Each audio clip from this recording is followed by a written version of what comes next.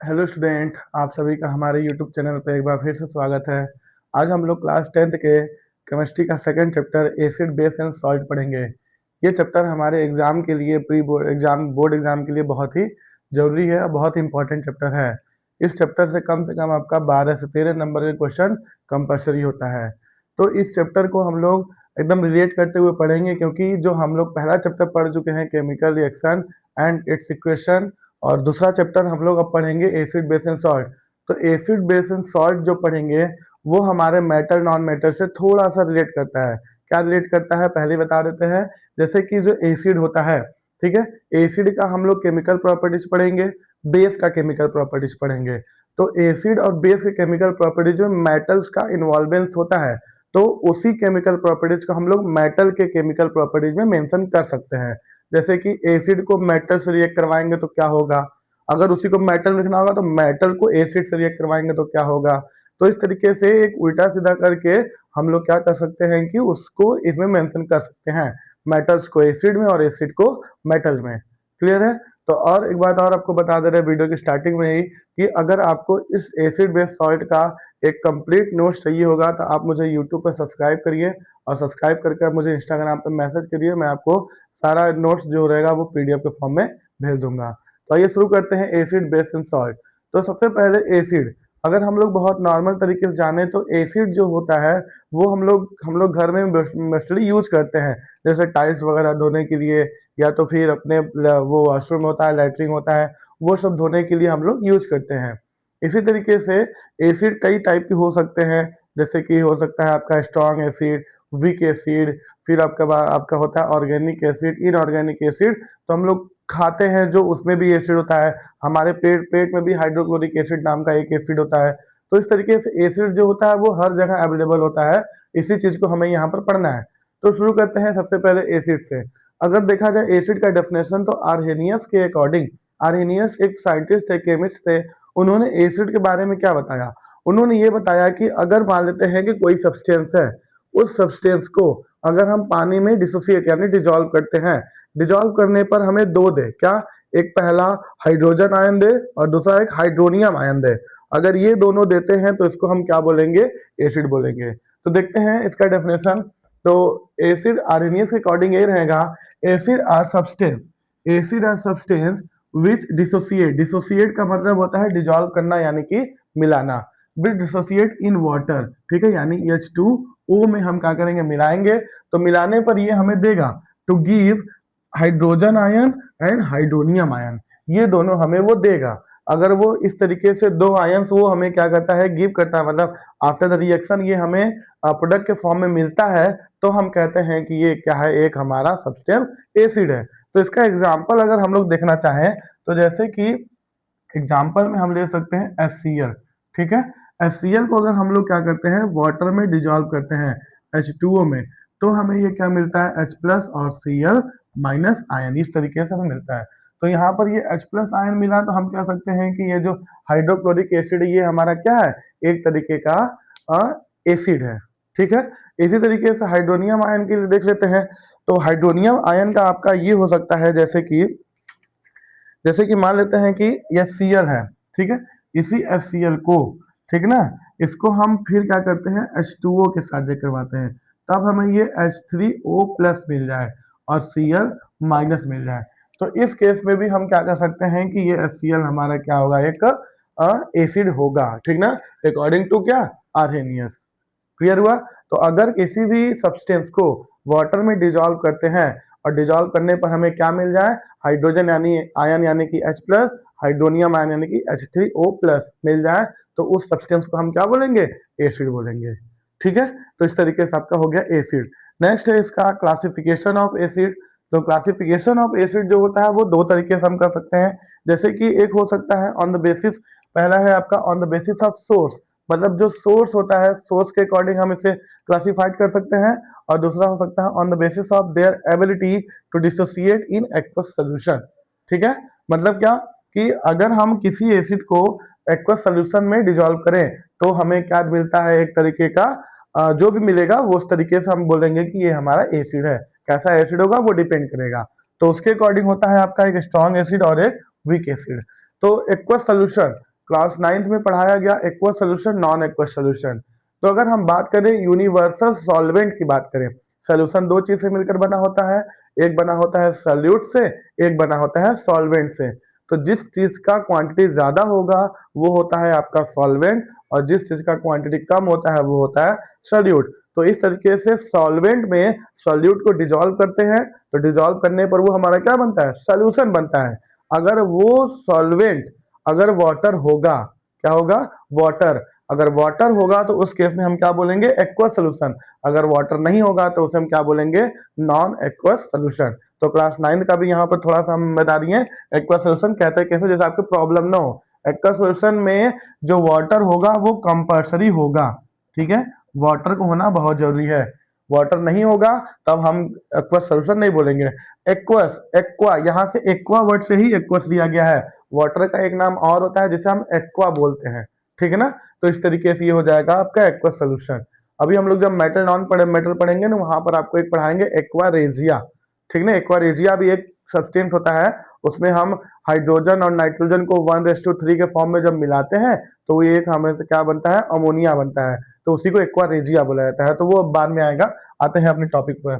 तो on the basis of source, source के basis मतलब सोर्स के आधार पर तो हम कितने डिवाइड में कर सकते हैं, एक ऑर्गेनिक और एक इनऑर्गेनिक। तो ऑर्गेनिक एसिड किसे कहेंगे, ऑर्गेनिक एसिड वो एसिड होते हैं जो हमें नेचुरल से मिलते हैं। नेचुरल से जैसे कि क्या, दूध हो गया, ठीक है, या दही हो गया।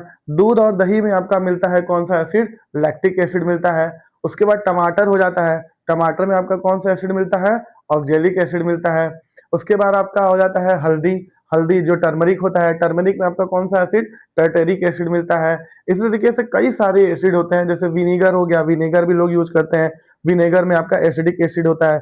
इसी तरीके से कई सारे एसिड जो हमें नेचर में डायरेक्ट मिलते हैं उन्हें हम क्या बोलते हैं, ऑर्गेनिक एसिड बोलते हैं, ठीक है। तो इसका यही है acid, organic acid obtain from natural, जो नेचर, ठीक है, जो नेचुरल मतलब हमें मिले पूरी तरीके से, वो हमारा क्या होता है, ऑर्गेनिक एसिड होता है। सबसे पहले एसिडिक एसिड ये कहाँ पाया जाता है, विनेगर में होता है, ठीक है, विनेगर में होता है।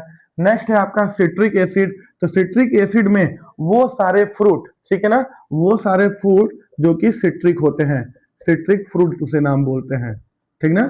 सिट्रिक फ्रूट जस्ट लाइक क्या, लेमन हो जाएगा आपका, ऑरेंज हो जाएगा, जितने भी खट्टी फ्रूटें होती हैं सब में सिट्रिक एसिड पाया जाता है। नेक्स्ट होता है टर्टरिक एसिड। तो टर्टरिक एसिड टर्मरिक में पाया जाता है, ठीक है, टर्मरिक में यानी हल्दी में पाया जाता है। और है आपका यहाँ पर ऑक्जेलिक एसिड। ऑक्जेलिक एसिड आपका मिलता है किसमें, टोमेटो में मिलता है, ठीक है, टोमेटो में मिलता है। और एक है आपका लैक्टिक एसिड, ये भी जस्ट बताया, मिल्क में मिलता है एंड कर्ड में मिलता है, ठीक है, दूध और दही में।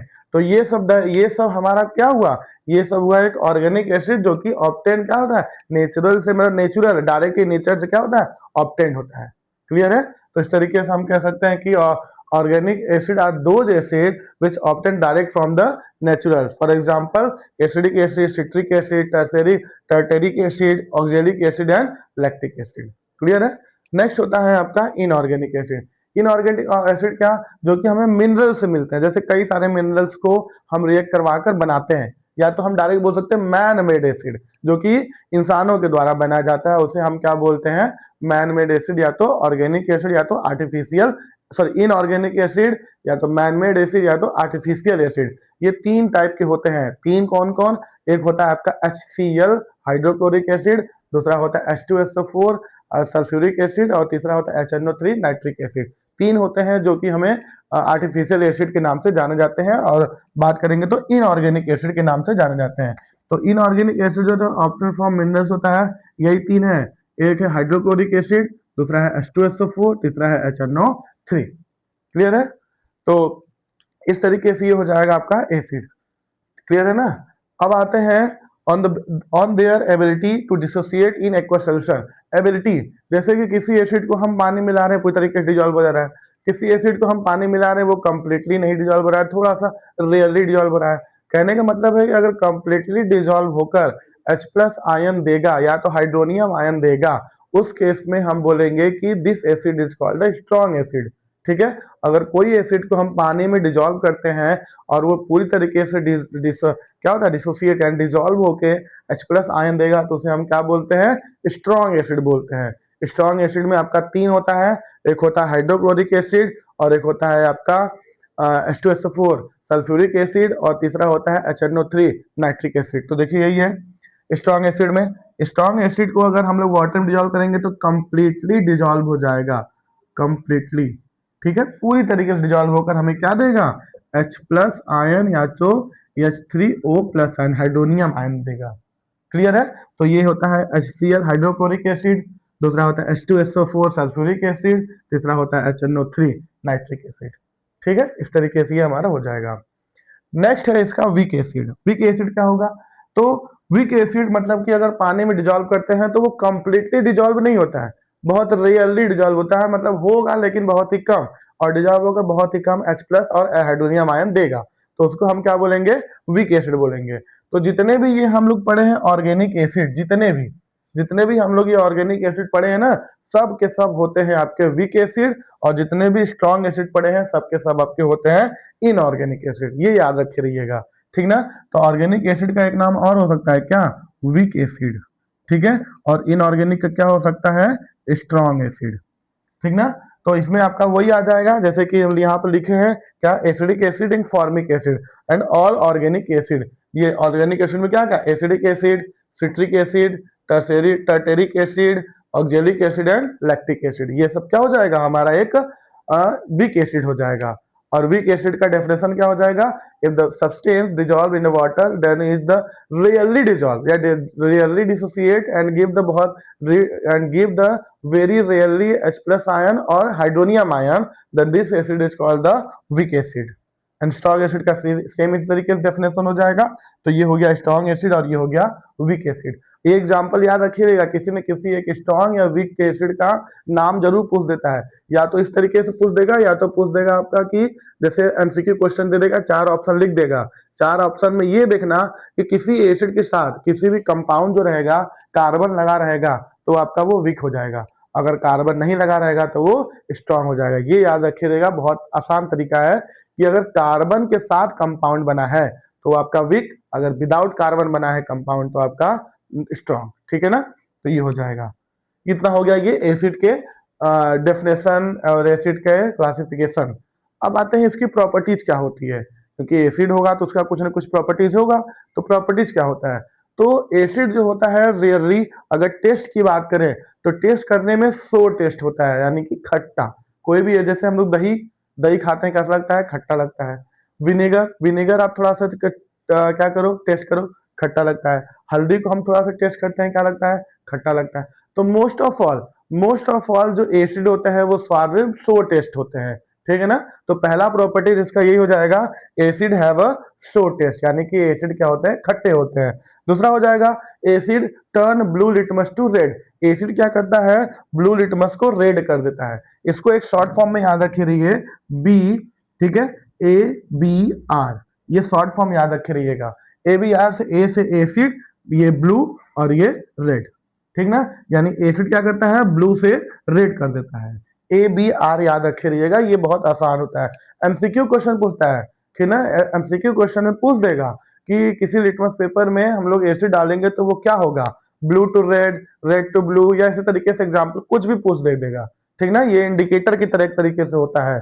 तो अगर हम लोग किसी भी लिटमस पेपर, सॉरी किसी भी नहीं, किसी भी टाइप के एसिड को अगर हम लोग ब्लू लिटमस पे डालेंगे तो वो कैसा हो जाएगा, रेड हो जाएगा, ठीक है। नेक्स्ट है इलेक्ट्रोलाइटिक। इलेक्ट्रोलाइटिक जस्ट व्हाट, कि अगर हम लोग ले लें एक प्योर वाटर ले लें, तो प्योर वाटर में अगर हम लोग एसिड डाल दें तो वो एक तरीके का इलेक्ट्रिसिटी फ्लो करवाने लगता है, ठीक ना। तो अगर हम लोग क्या करें कि एक वाटर ले लें जो कि पूरी तरीके से प्योर हो और उसमें एसिड मिला दें तो वो एक इलेक्ट्रिसिटी प्रोड्यूस करना शुरू कर देता है। तो एक तरीके से ये इलेक्ट्रोलाइटिक्स वाला हो गया। नेक्स्ट है कंडक्टर ऑफ इलेक्ट्रिसिटी, जैसे मैंने बताया कि इलेक्ट्रिसिटी कंडक्ट कराता है, कब, इलेक्ट्रोलाइटिक करवाएंगे तो ये हो जाएगा इसका क्या, फिजिकल प्रॉपर्टीज में फिजिकल प्रॉपर्टीज। नेक्स्ट अब इसका स्टार्ट होगा केमिकल प्रॉपर्टीज। अच्छे से देखिएगा एक एक स्टेप को, क्योंकि यहीं पर मैं बताऊंगा कि कैसे मेटल्स में भी इसको हम लिख सकते हैं, ठीक है। तो ये शुरू करते हैं। तो हमारा नेक्स्ट टॉपिक है chemical properties of acid. Acid का केमिकल प्रॉपर्टीज क्या होगा? एग्जाम में आपका जरूर पूछेगा कि राइट द 2 केमिकल प्रॉपर्टीज या 3 केमिकल प्रॉपर्टीज ऑफ एसिड। तो इसके लिए हमें कैसे होगा, देखिए सबसे पहला प्रॉपर्टीज है एसिड रिएक्ट विथ मेटल। जब हम एसिड को मेटल से रिएक्ट करवाएंगे तब क्या होगा, जैसा कि मैंने आपसे बताया था कि बताऊंगा कि कैसे मेटल्स का भी लिख सकते हैं।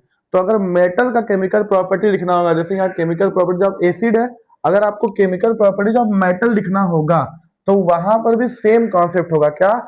बस क्या करेंगे, मेटल को एसिड से रिएक्ट करवाएंगे तो हमें सॉल्ट और हाइड्रोजन गैस ही मिलेगा, ठीक ना। तो ये मेटल के केस में हम लोग यूज कर सकते हैं कि कैसे कि मेटल को एसिड से रिएक्ट करवाएंगे तो सॉल्ट और हाइड्रोजन गैस मिलता है, ठीक ना। हम यहाँ पर क्या पढ़ रहे हैं, केमिकल प्रॉपर्टीज ऑफ एसिड, तो लिखेंगे एसिड रिएक्ट विथ मेटल, यानी एसिड को मेटल से कराएंगे सॉल्ट और हाइड्रोजन गैस मिलता है। तो ये रिएक्ट करवा के देखते हैं। जैसे अगर हम एक एसिड ले लें एसिड लेते हैं HCl, ठीक है, या Cl ले लेते हैं और इसको रिएक्ट करवा देते हैं हम लोग किससे, सोडियम से रिएक्ट करवा दें तो ये क्या होगा, H प्लस में टूटता है और Cl माइनस में टूटेगा, ठीक ना। और सोडियम हमेशा क्या होता है, प्लस ही होता है। तो ये इसके साथ निकल जाएगा तो ये हो जाएगा आपका NaCl और ये हाइड्रोजन गैस क्या हो जाएगा, रिलीज हो जाएगा ना। तो इस तरीके से इसको बैलेंस करना होगा, तो यहाँ 2 लगा देंगे, यहाँ 2 और यहाँ 2, तो हमारे ये क्या हो जाएगा, बैलेंस हो जाएगा। क्लियर है। सेकंड देखते हैं कि अगर एक हम जिंक ले लेते हैं, जिंक को सल्फ्यूरिक एसिड से करवाते हैं H2SO4 से, तो ये H प्लस और SO4 माइनस ब्रेक होता है, तो ये SO4 जो होगा ये जिंक के साथ आ जाएगा तो बनेगा ZnSO4 और ये हाइड्रोजन गैस क्या हो जाएगा, बाहर निकल जाएगा। तो इस तरीके से ये क्या हो जाएगा, रिएक्शन विथ मेटल। अगर किसी भी एसिड को मेटल से रिएक्ट करवाएंगे तो हमें क्या मिलेगा, एक सॉल्ट मिलेगा और एक हाइड्रोजन गैस क्या हो जाएगा, रिलीज हो जाएगा। तो ये हो गया इसका पहला केमिकल प्रॉपर्टीज, और इसको आप इंपॉर्टेंट करके याद भी कर लीजिए क्योंकि बहुत आसान है, ठीक है ना, बहुत आसान है। नेक्स्ट आते हैं रिएक्शन विथ मेटल कार्बोनेट। एक एसिड लेंगे और एक मेटल कार्बोनेट के साथ रिएक्ट करवा लेंगे। तो एसिड में हम ले लेते हैं क्या, HCl, एसिड में आपका ले लेते हैं HCl, और मेटल कार्बोनेट में ले लेते हैं सोडियम कार्बोनेट Na2CO3।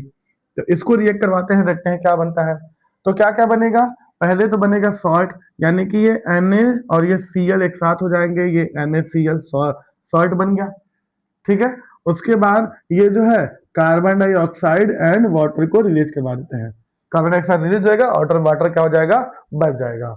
इसको बैलेंस करना हो तो बैलेंस करने के लिए यहाँ पर अगर हम 2 लगा दें, ठीक ना, यहाँ पर 2 लगा दे तो यहाँ भी 2 लगा दे, बैलेंस हो गया।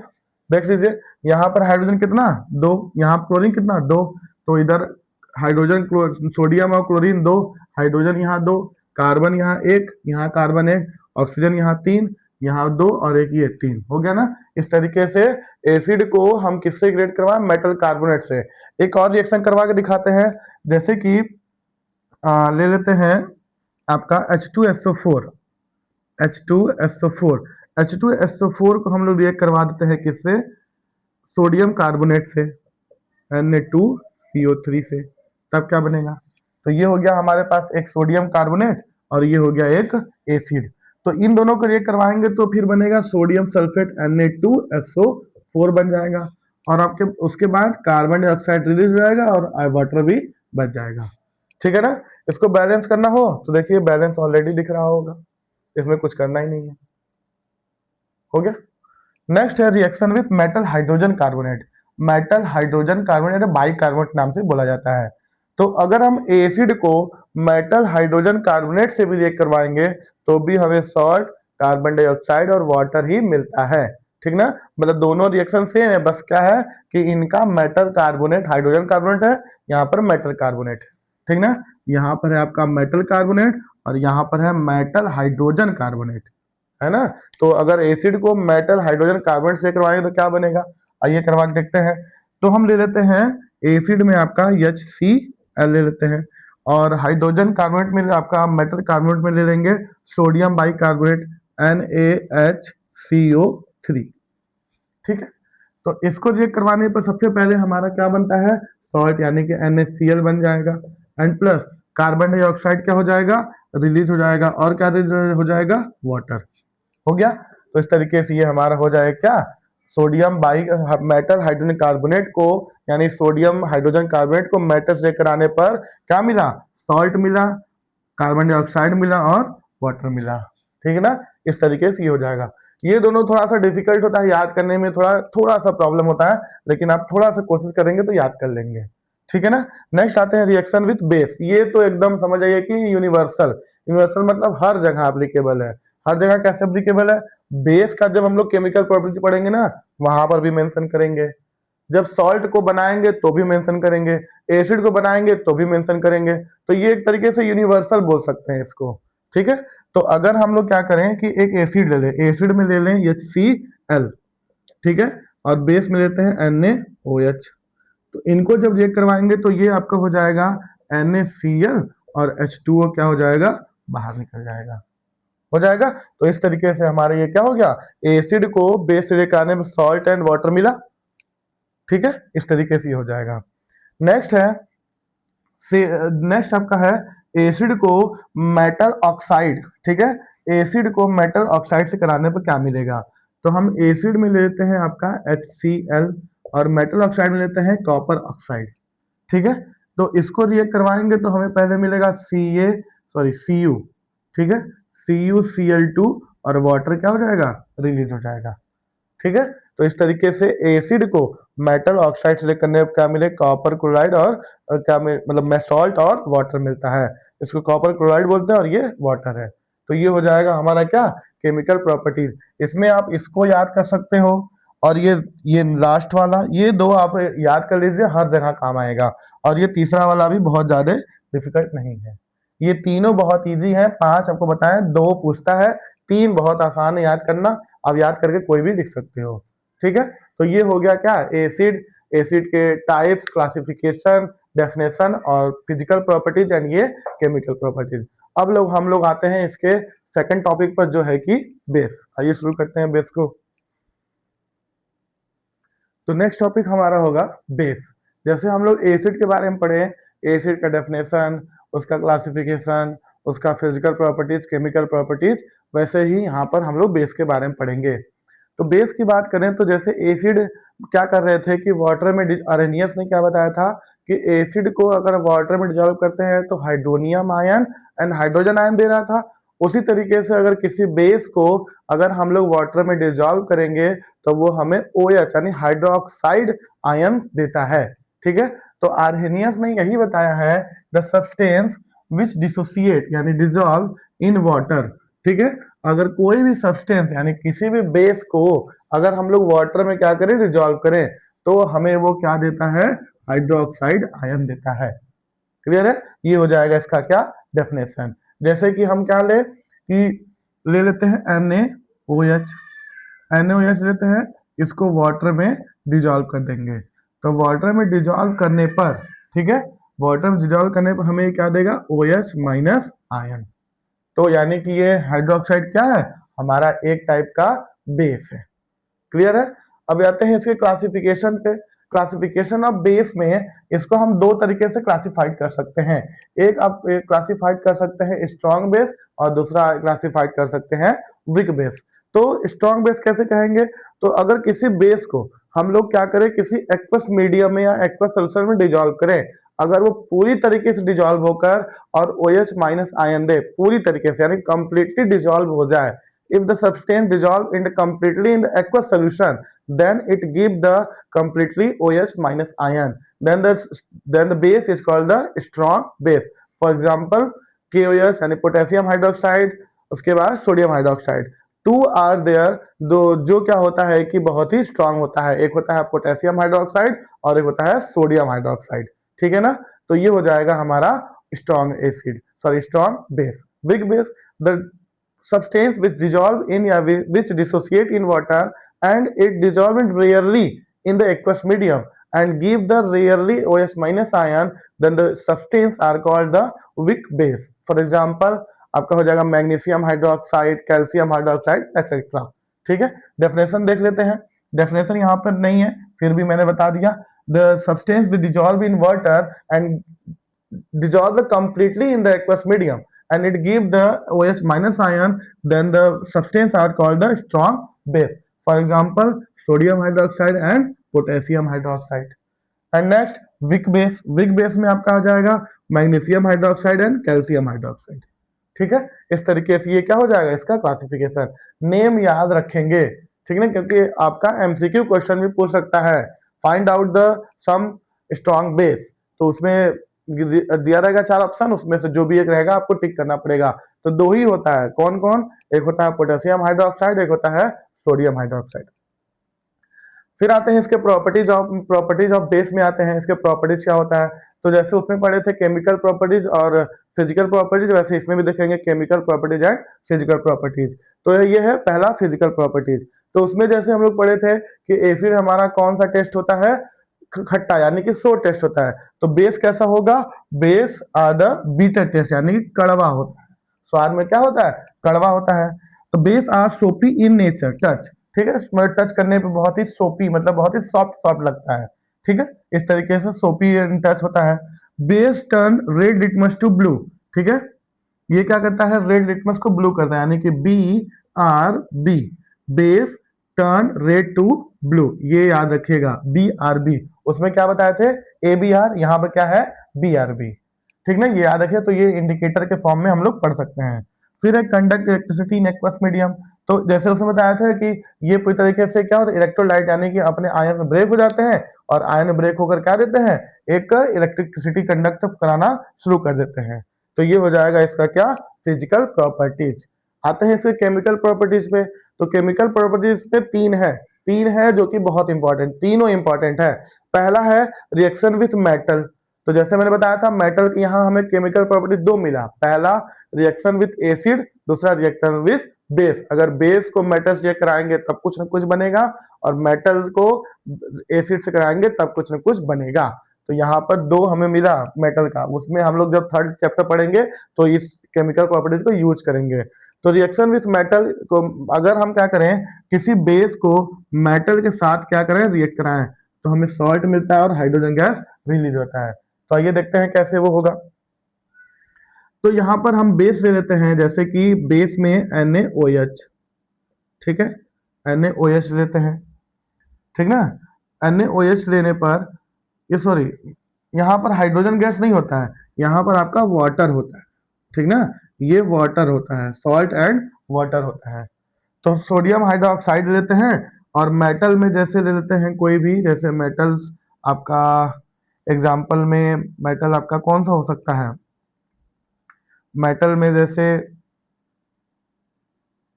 सोडियम हाइड्रोक्साइड हो गया। मेटल में ले लेते हैं, ये वाटर ही में भी होता है शायद, हाइड्रोजन गैस ही होता है, हाइड्रोजन, मतलब यहाँ पर हाइड्रोजन गैस ही रिलीज होता है, हाइड्रोजन, सही था, हाइड्रोजन गैस ही क्या होता है, रिलीज होता है। तो सोडियम हाइड्रोक्साइड को जब हम जिंक से रिएक्ट करवाएं, ठीक है, सोडियम हाइड्रोक्साइड को जब हम जिंक से रिएक्ट कराते हैं तब ये हमारा क्या मिलता है, ये मिलेगा आपका Na2ZnO2, सोडियम जिंकेट नाम होता है इसका, इसका नाम होता है सोडियम जिंकेट, जिंकेट, और क्या हो जाएगा, हाइड्रोजन गैस रिलीज हो जाएगा, ठीक ना। यानी कि सोडियम हाइड्रोक्साइड को जिंक मेटल से कराने पर सोडियम जिंकेट बनता है और हाइड्रोजन गैस क्या हो जाता है, रिलीज हो जाता है। ये हो गया इसका पहला केमिकल प्रॉपर्टीज। दूसरे आते हैं रिएक्शन विथ एसिड। तो बेस को एसिड से कराएंगे, जैसे उसमें एसिड को बेस से करवाएंगे तो वाटर और सॉल्ट मिला था, यहाँ पर भी सेम मिलेगा। तो बेस में ले लेंगे NaOH और एसिड में लेंगे HCl, दोनों करवाएंगे तो मिलेगा NaCl और वाटर क्या हो जाएगा, बाहर निकल जाएगा, ठीक है। इस तरीके से क्या हो जाएगा, reaction with acid. Next reaction with non metal oxide. तो नॉन मेटल ऑक्साइड ले लेंगे, जैसे कि बेस में हम ले लेते हैं कोई आपका कैल्शियम हाइड्रोक्साइड ले लेते हैं, ठीक है, कैल्शियम हाइड्रोक्साइड लेते हैं। और नॉन मेटल ऑक्साइड में आपका कार्बन डाइऑक्साइड को ले लेते हैं, ठीक ना। इन दोनों को लेकर अगर हम रिएक्ट कराएंगे तो हमें मिलता है CaCO3 और इसके बाद क्या हो जाता है, वाटर बाहर निकल जाता है, ठीक ना। कैल्शियम कार्बोनेट बनता है और हमारा वाटर क्या हो जाता है, बाहर निकल जाता है। तो ये हो जाएगा क्या, बेस का पूरा कॉन्सेप्ट।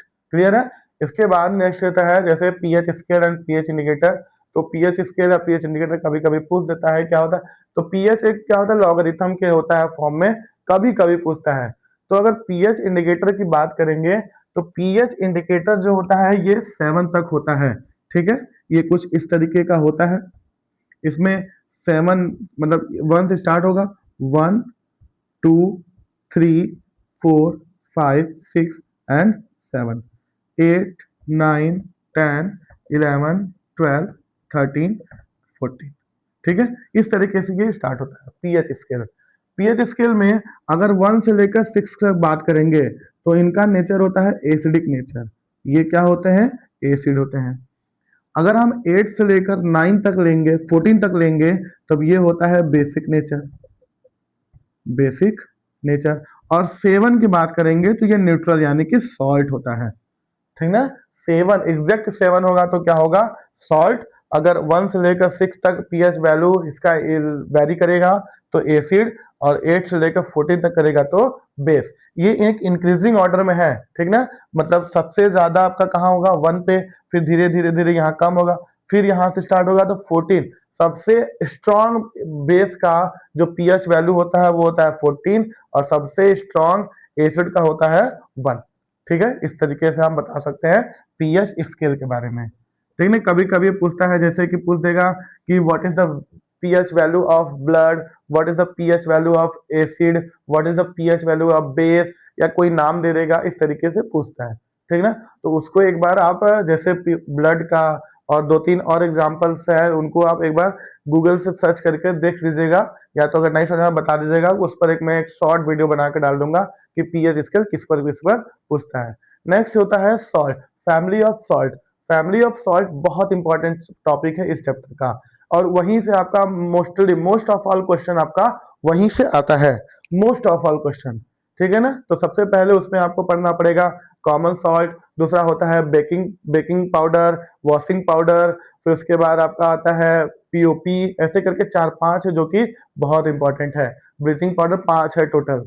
तो देखते हैं एक एक करके सब देखेंगे, उनको कैसे बनाते हैं, उनका यूज क्या है, उनका नाम क्या होता है, केमिकल नाम क्या होता है, उनका प्रॉपर्टीज, एवरीथिंग। ठीक है, आइए स्टार्ट करते हैं फैमिली ऑफ सॉल्ट। नेक्स्ट है family of salt. Family of salt देख लेते हैं क्या है कैसे है। तो फैमिली ऑफ सॉल्ट में सबसे पहला फैमिली मेंबर होता है कॉमन सॉल्ट, जो हम लोग रेगुलर यूज करते हैं। कॉमन सॉल्ट आइए देखते हैं क्या है। कॉमन सॉल्ट का जो सिंपल नेम होता है उसे बोलते हैं सॉल्ट। ठीक है, यानी कि नमक। केमिकल नेम इसका होता है सोडियम क्लोराइड, और केमिकल फॉर्मूला होता है NaC। ठीक है, ये हो जाएगा कॉमन सॉल्ट का प्रॉपर्टीज के नाम से, मतलब कि एक कैरेक्टरिस्टिक के नाम बोल सकते हैं। प्रिपरेशन कैसे प्रिपेयर करते हैं, तो लैब में हम क्या करेंगे कि हाइड्रोक्लोरिक एसिड लेंगे और सोडियम हाइड्रोक्साइड ले लेंगे। इन दोनों को जब एक दूसरे में मिलाएंगे तो हमें क्या मिलता है, NaCl, जिसका नाम क्या होता है, सिंपल सॉल्ट। ठीक है, और वाटर क्या बन जाएगा, बन जाएगा, एक्वस के फॉर्म में मिलता है। प्रॉपर्टीज की बात करेंगे तो ये एक व्हाइट क्रिस्टलाइन सॉलिड होता है। क्रिस्टलाइन मतलब क्रिस्टल के फॉर्म में होता है। मेल्टिंग पॉइंट इसका बहुत ही हाई होता है, 1081 केल्विन के आसपास होता है। और ये बहुत ही ज्यादा सॉल्युबिलिटी इन वाटर, मतलब बहुत हाईली सॉल्युबिलिटी इन वाटर कह रहा है। मतलब ये अगर पानी मिलाते हैं तो बहुत जल्दी क्या हो जाता है, घुल जाता है उसमें। ठीक है, तो ये हाईली सॉल्युबिलिटी, सॉल्युबिलिटी मतलब होता है उसका घुलने का कैपेसिटी। ठीक है, डिजॉल्व होने की कैपेसिटी। यूजेज क्या है, यूजेज में एज ए कॉमन सॉल्ट हम लोग घर में जो यूज करते हैं उसके फॉर्म में यूज कर सकते हैं। As a food preservation, food preservation जैसे कि जो फिश वगैरह होता है ना, फिश वगैरह को जो हम लोग समुद्र से पकड़ते हैं तो लंबे समय तक प्रिजर्व करने के लिए उसमें हम लोग नमक डाल देते हैं जिससे कि वो लंबे समय तक प्रिजर्व रहे।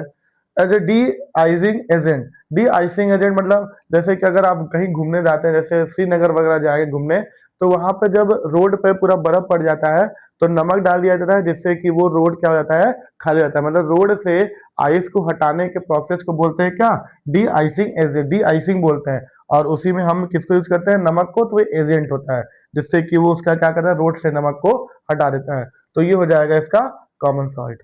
आते हैं दूसरे पर, दूसरे फैमिली मेंबर पर, उसका नाम होता है कास्टिक सोडा। कास्टिक सोडा सब देखा होगा कैसा होता है। तो इसका केमिकल नेम होता है सोडियम हाइड्रोक्साइड और केमिकल फॉर्मूला होता है NaOH।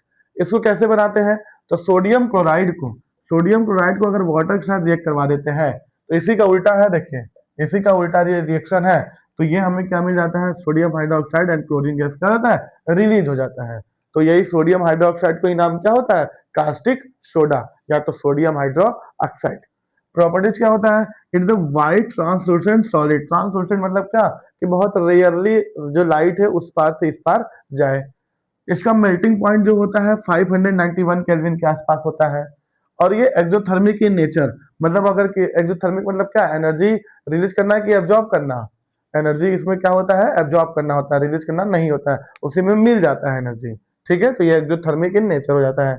यूजेस क्या है, यूजेस में इन मैन्युफैक्चर ऑफ सोप, साबुन, पेपर एंड आर्टिफिशियल सिल्क जैसे रेयन वगैरह होता है, नायलॉन वगैरह होता है, तो वो सब चीजें बनाने में यूज होता है। रेयन को ही बोलते हैं क्या, आर्टिफिशियल सिल्क, रेयन। ठीक है, रेयन एक होता है जिसे हम क्या बोलते हैं, आर्टिफिशियल सिल्क बोलते हैं, ये सिल्क से थोड़ा सा कम कॉस्टली होता है। फिर है पेट्रोलियम रिफाइनिंग, पेट्रोलियम रिफाइनिंग में यूज होता है। फिर लेबोरेटरी रिएजेंट, और लेबोरेटरी में एक एजेंट मतलब कि किसी रिएक्शन को कंप्लीट कराने में हेल्प करता है। इस तरीके से ये दो फैमिली मेंबर हो गए। आते हैं थर्ड फैमिली मेंबर पे।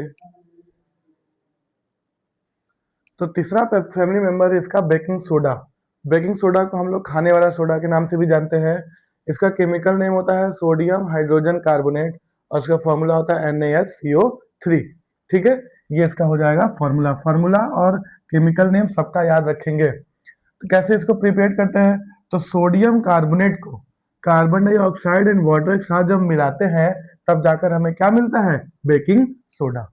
ठीक है, तो ये हो जाएगा इसका प्रिपरेशन।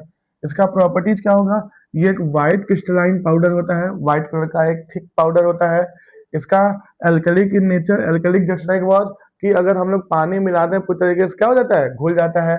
बेसिक इन नेचर, तो अगर इसको हम क्या करते हैं, गर्म करते हैं, ठीक ना, तो ये क्या हमें दे देगा, एक बेस दे देता है। ठीक ना, सोडियम हाइड्रोक्साइड, ठीक है, ये एक बेस दे देता है। यूजेस क्या होगा, एंटी एसिड में यूज करते हैं, जैसे कि एसिड जो होता है ना उसी के एंटी मतलब उसी के अपोजिट में यूज करते हैं। Mild antiseptic for skin infection, इनकी स्किन इन्फेक्शन के एंटीसेप्टिक के फॉर्म में यूज कर सकते हैं। इन manufacture of baking powder edible, जो बेकिंग पाउडर होता है उसको एडिबल खाने के लायक बनाने के लिए, जैसे उसमें हम लोग बेकरी वगैरह में यूज करते हैं, तो उसमें हम लोग यूज कर सकते हैं। ठीक है, तो ये हो जाएगा इसका तीसरा फैमिली मेंबर। चौथा फैमिली मेंबर है वॉशिंग सोडा, जो कि बहुत इंपॉर्टेंट है, बहुत ज्यादा ये इंपॉर्टेंट है, एग्जाम में पूछता भी है वॉशिंग सोडा के बारे में, क्योंकि इसको हम दो स्टेप में बनाते हैं। तो इसका सिंपल नेम क्या हो जाएगा, वॉशिंग सोडा। इसका सिंपल नेम हो जाता है वॉशिंग सोडा। इसका केमिकल नेम क्या होगा, सोडियम कार्बोनेट और फॉर्मूला होता है Na2CO3.10H2O। ठीक है ना, इस तरीके से इसका नेम होता है।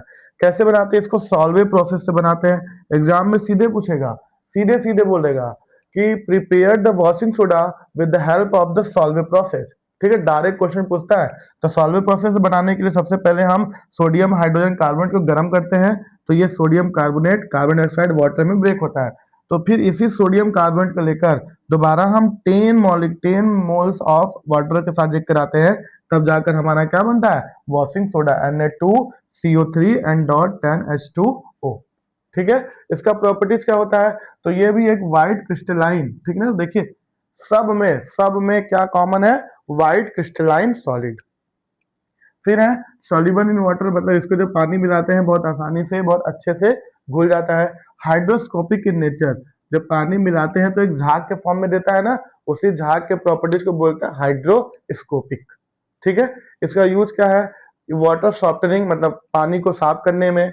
फिर है लॉन्ड्रिंग एंड क्लीनिंग, जो लॉन्ड्रिंग मतलब कपड़ा वपड़ा साफ करने के लिए लॉन्ड्री नहीं होता है, उसमें क्लीनिंग साफ करने के लिए। Paper paint and textile industries, paper industries paper और पेंट बनाने में, जब जैसे हम पेपर लेते हैं ना तो एक स्मेल आता है ना, वो स्मेल कैसा होता है, उसी वॉशिंग सोडा का ही होता है। पेंट में भी सेम वही कॉन्सेप्ट होता है। तो इस तरीके से ये हो जाएगा इसका क्या, चौथा, और जो कि बहुत ही इंपॉर्टेंट है। पांचवा है पांचवा है तो होता है ब्लीचिंग पाउडर, ये भी बहुत इंपॉर्टेंट है। ठीक है, तो पांचवा है ब्लीचिंग पाउडर। इसका सिंपल नेम क्या होता है, कैल्शियम ऑक्सीक्लोराइड। इसका सिंपल नेम होता है कैल्शियम ऑक्सीक्लोराइड। फॉर्मूला होता है CaOCl2। ठीक है, कैसे प्रिपेयर करते हैं, तो कैल्शियम हाइड्रोक्साइड को क्लोरीन के साथ जब रिएक्ट कराते हैं तब जाकर बनता है हमारा क्या, CaOCl2। इसी को ही क्या बोलते हैं हम लोग, ब्लीचिंग पाउडर या कैल्शियम ऑक्सीक्लोराइड। ठीक है, इसका प्रॉपर्टीज क्या है, प्रॉपर्टीज में having strong smell of chlorine, जब इसको हम लोग किसी चीज में मिलाते हैं ना तो बहुत ही अजीब तरीके का महकता है। ये हम लोग ब्लीचिंग पाउडर नॉर्मल जहाँ ड्रेन्स वगैरह होते हैं, नालियां वगैरह होता है, वहां पर छिड़कते हैं तो वो क्या होता है कि जो भी जर्म्स होते हैं उन्हें वो मार देते हैं। ठीक है, तो दूसरा होता है सॉल्युबल इन कोल्ड वाटर, ठंडे पानी में अच्छे से घुल जाते हैं। Produce of chlorine, chlorine gas बनाने के हेल्प में भी हम किसका यूज करते हैं, इसी का, कैल्शियम ऑक्सीक्लोराइड का, क्लोरीन गैस बनाने के लिए। यूजेज क्या है, bleaching cotton and linen industries, cotton industries और लिनेन इंडस्ट्रीज होता है ना कंपनी, उसी में ब्लीच करने के लिए आता है।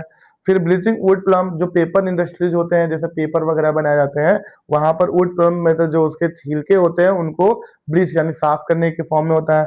ब्लीचिंग वॉश क्लॉथ, जो कपड़े साफ होते हैं उनको ब्लीच करने के लिए, मतलब पूरी तरीके से चमकने लगे, तो ये हो जाएगा इसका क्या, पांचवा। पांचवा छठवां है इसका पीओपी। ठीक है, प्लास्टर ऑफ पेरिस, जो कि बहुत इंपॉर्टेंट है। इसमें कौन कौन इंपॉर्टेंट है, ये चौथा बहुत इंपॉर्टेंट है, पांचवा, अभी छठवां जो बताएंगे वो भी क्या है, बहुत इंपॉर्टेंट है। तो छठवां भी देख लेते हैं इसका। तो इसका लास्ट जो फैमिली मेंबर है वो है कॉमन नेम, क्या है, प्लास्टर ऑफ पेरिस यानी कि पीओपी। इसका कॉमन नेम क्या होता है, प्लास्टर ऑफ पेरिस, और जो कि बहुत इंपॉर्टेंट है। एग्जाम में जो दो मैंने उसमें बताया, कौन कौन, washing soda, bleaching powder, and ये आपका लास्ट पीओपी, बहुत इंपॉर्टेंट होता है, एग्जाम में पूछता है। इसका केमिकल नेम होता है कैल्शियम सल्फेट और फॉर्मूला होता है CaSO4.12H2O। कैसे बनाते हैं इसको, तो इसको जिप्सम, ये CaSO4.2H2O, जिप्सम को जो हम क्या करते हैं, गर्म करते हैं, तो गर्म करने पर ये हमारा बनता है क्या, POP, यही है क्या, POP, CaSO4.12H2O। ठीक है, ये हमारा जिप्सम को जब हीट करते हैं तब ये हमारा पीओपी बनता है। प्रॉपर्टीज क्या होता है, it is a white powder. ठीक है, ये एक वाइट पाउडर के फॉर्म में होता है। सेटिंग इनटू द हार्ट, जब हम क्या करते हैं, इसको सेट करते हैं, मतलब पानी मिलाते हैं इसमें, तो ये क्या हो जाता है, जिप्सम हार्ड मास के फॉर्म में बन जाता है। तो इसी का यूज हम लोग कैसे करते हैं, इन बिल्डिंग इंडस्ट्रीज, जो पीओपी हम लोग के फॉल सीलिंग वगैरह होता है ना, पीओपी बनता है, डिजाइन बनता है, उसमें हम लोग यूज कर सकते हैं। Next, plaster of supporting the fracture bones, जैसे हाथ वगैरह जब फ्रैक्चर हो जाता है तो डॉक्टर जो होता है प्लास्टर लगा देता है, तो प्लास्टर में इसी का यूज करता है, किसका, जो ये CaSO4.12H2O का यूज करता है। एंड नेक्स्ट है इन मेकिंग ऑफ चाक, जो चाक से हम लोग बोर्ड पर, ब्लैक बोर्ड पर, ग्रीन बोर्ड पर लिखते हैं, उसमें भी यूज कर सकते हैं। मेकिंग टॉय एंड स्टैचू, जो टॉय छोटे छोटे खिलौने होते हैं, स्टैचू होता है बड़े बड़े, उनको बनाने में भी प्लास्टर ऑफ पेरिस का यूज किया जाता है। ठीक है, तो ये रहा आपका एक कंप्लीट पूरा one short video of acid base and salt का। इसमें अगर आपको नोट्स चाहिए होगा तो आप मुझे यूट्यूब पर सब्सक्राइब करके इंस्टाग्राम पे मैसेज करिए, तो मैं आपको सारा नोट्स का PDF सेंड कर दूंगा। और वीडियो में बने के लिए रहने के लिए थैंक यू सो मच।